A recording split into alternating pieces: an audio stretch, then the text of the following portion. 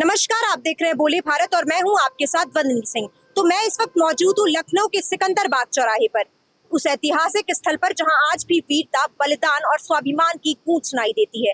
हमारे पीछे स्थापित है 1857 की महान वीरांगना ऊदा देवी की भव्य प्रतिमा, जो सिर्फ एक मूर्ति नहीं बल्कि भारतीय स्वतंत्रता संग्राम के उस अध्याय का प्रतीक है जिसे लंबे समय तक इतिहास के पन्नों में वह स्थान नहीं मिला जिसकी वह वास्तव में हकदार थी। लखनऊ को नवाबों का शहर कहा जाता है। यह शहर अपनी तहजीब, संस्कृति और ऐतिहासिक धरोहरों के लिए दुनिया भर में माना जाता है। लेकिन इसी लखनऊ की धरती ने ऐसे वीरांगनाओं को भी जन्म दिया है जिन्होंने अंग्रेजी हुकूमत को चुनौती देकर आजादी की लड़ाई में अपने प्राणों का बलिदान दिया। उन्हीं महान योद्धाओं में एक नाम है ऊदा देवी का।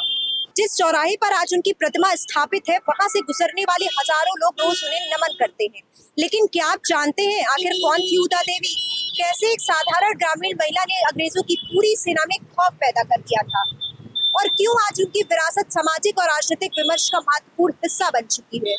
आइए जानते हैं। ऊदा देवी का जन्म 14 अप्रैल 1829 को लखनऊ के पास उजरामा गांव में हुआ था। वह पासी समाज से संबंध रखती थी। उस दौर में महिलाओं की भूमिका घर परिवार तक सीमित मानी जाती थी, लेकिन ऊदा देवी ने इस सोच को चुनौती दी और इतिहास में अपनी अलग पहचान बनाई। उनके पति मक्का पासी अवध के नवाब वाजिद अली शाह की सेना में एक पैदल सैनिक थे। 1856 में अंग्रेजों ने अवध का विलय कर लिया और नवाब वाजिद अली शाह को सत्ता से हटा दिया। इस घटना ने पूरे अवध क्षेत्र में असंतोष की आग भड़का दी। इसके बाद 1857 का प्रथम स्वतंत्रता संग्राम शुरू हुआ। अंग्रेजी हुकूमत के खिलाफ देश भर में विद्रोह की चिंगारी भड़क उठी और अवध भी इसका प्रमुख केंद्र बना। बेगम हजरत महल ने लखनऊ में अंग्रेजों के खिलाफ मोर्चा संभाला। इसी दौरान ऊदा देवी भी क्रांतिकारियों गतिविधियों से जुड़ गईं। लेकिन संघर्ष की इस कहानी में एक ऐसा मोड़ आया जिसने ऊदा देवी को इतिहास में अमर कर दिया। लखनऊ की लड़ाई के दौरान अंग्रेजों से मुकाबला करते हुए उनके पति मक्का पासी वीर गति को प्राप्त हो गए। पति की शहादत ने ऊदा देवी को अंदर तक झकझोर दिया। उन्होंने संकल्प लिया कि वह अंग्रेजों से इस बलिदान का बदला लेकर रहेंगी। और फिर आया 16 नवंबर 1857 का वह दिन जिसने इतिहास की दिशा बदल दी। यह वही समय था जब अंग्रेजी सेना ने सिकंदर बाग पर बड़ा हमला बोला। सिकंदर बाग उस समय क्रांतिकारियों का महत्वपूर्ण ठिकाना था। अंग्रेज सेनापति कॉलिन कैम्पबेल की अगुवाई में हजारों सैनिकों ने यहाँ धावा बोल किया। यहीं से शुरू होती है ऊदा देवी की अद्भुत वीरता की कहानी। पुरुष सैनिकों की वर्दी पहनकर ऊदा देवी एक ऊंचे पीपल के पेड़ पर चढ़ गईं। उनके पास एक राइफल थी और दिल में अंग्रेजों के खिलाफ प्रतिशोध की आग। पेड़ की ऊंचाई से उन्होंने अंग्रेज सैनिकों पर निशाना साधना शुरू किया। अंग्रेज अधिकारियों को समझ ही नहीं आ रहा था कि आखिर गोलियां आ कहां से रही हैं। कहा जाता है कि ऊदा देवी ने अकेले 36 ब्रिटिश सैनिकों को मौत के घाट उतार दिया। उनकी निशानेबाजी इतनी सटीक थी कि अंग्रेजी सेना में अफरा तफरी मच गई। आखिरकार एक सैनिक की गोली लगने से वह पेड़ के नीचे गिर पड़ी।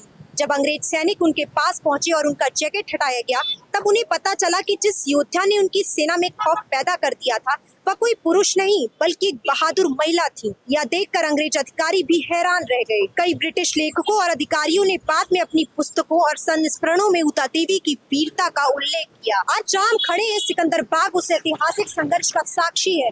वहीं दूसरी ओर लखनऊ का प्रसिद्ध बटलर पैलेस क्षेत्र भी शहर की उपनिवेशक विरासत और स्वतंत्रता संघर्ष की यादों को अपने भीतर समेटे हुए है। बटलर पैलेस कभी ब्रिटिश अधिकारियों के प्रभाव और उपनिवेशक सत्ता का प्रतीक माना जाता था। वहीं दूसरी तरफ ऊदा देवी जैसी वीरांगनाएं उसी सत्ता को चुनौती देने के लिए अपने प्राणों की बाजी लगा रही थी। एक ओर अंग्रेजी शासन का वैभव था तो दूसरी ओर भारतीयों का स्वाभिमान और आजादी का सपना। यही विरोधाभास लखनऊ के इतिहास को विशेष बनाता है। अगर आप इस पूरे क्षेत्र को देखें तो सिकंदर बाग, रेजिडेंसी, बटलर पैलेस और आसपास की ऐतिहासिक धरोहरें 1857 के संघर्ष की जीवंत कहानी सुनाती। यहाँ की हर सड़क, हर इमारत और हर स्मारक स्वतंत्रता की उस लड़ाई का गवाह है जिसने भारत को आजादी की राह दिखाई। समय बीतता गया लेकिन ऊदा देवी का नाम समाज की स्मृतियों में जीवित रहा। खासकर पासी समाज और दलित समुदाय के लिए वह साहस, सम्मान और सामाजिक न्याय की प्रतीक बन गई। यही कारण है कि आज उत्तर प्रदेश की राजनीति में भी ऊदा देवी का नाम महत्वपूर्ण स्थान रखता है। पिछले कई दशकों में विभिन्न राजनीतिक दलों ने ऊदा देवी की विरासत को सम्मान देने का प्रयास किया है।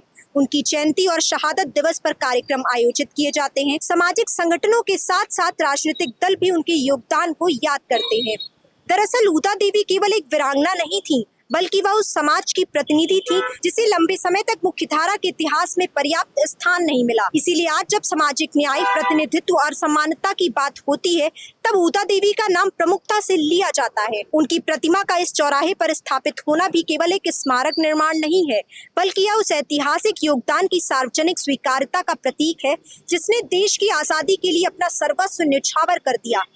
आज यहाँ आने वाले युवा, छात्र और पर्यटक इस प्रतिमा को देखते हैं और उनके जीवन से प्रेरणा लेते हैं। यह प्रतिमा हमें याद दिलाती है कि इतिहास केवल राजाओं और सेनापतियों का नहीं होता, बल्कि उन गुमनाम नायकों और नायिकाओं का भी होता है जिन्होंने राष्ट्र निर्माण में महत्वपूर्ण भूमिका निभाई। ऊता देवी की कहानी महिलाओं के सशक्तिकरण का भी संदेश देती है। उस दौर में जब महिलाओं को युद्ध भूमि से दूर रखा गया था, तब उन्होंने न केवल हथियार उठाया बल्कि अंग्रेजों की प्रशिक्षित सेना को चुनौती देकर अपनी असाधारण क्षमता का परिचय दिया। आज जब देश महिला सशक्तिकरण की दिशा में आगे बढ़ रहा है, तब ऊता देवी जैसी वीरांगनाओं की गाथाएं नई पीढ़ी को प्रेरित करती है कि साहस, आत्मविश्वास और दृढ़ संकल्प के बल पर कोई भी असंभव लक्ष्य हासिल किया जा सकता है। लखनऊ की धरती पर स्थापित यह प्रतिमा हमें बार बार यह संदेश देती है कि आजादी हमें यूं ही नहीं मिली, इसके लिए असंख्य वीरों और वीरांगनाओं ने अपने प्राणों की आहुति दी थी। वंदनी सिंह, कैमरा पर्सन धीरेन्द्र के साथ, बोले भारत, लखनऊ।